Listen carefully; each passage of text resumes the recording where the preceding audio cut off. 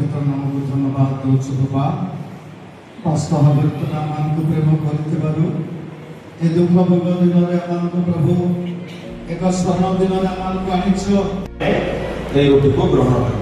आउ से भोजन करुवा समय जीशु रोटी घेनी आशीर्वाद कले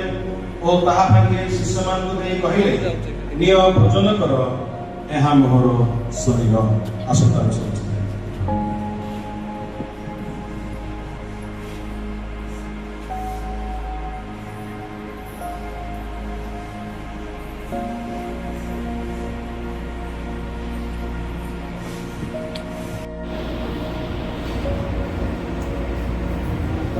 बर्तमान समस्ते निज निज हाथ में पानपत्र धरी अच्छु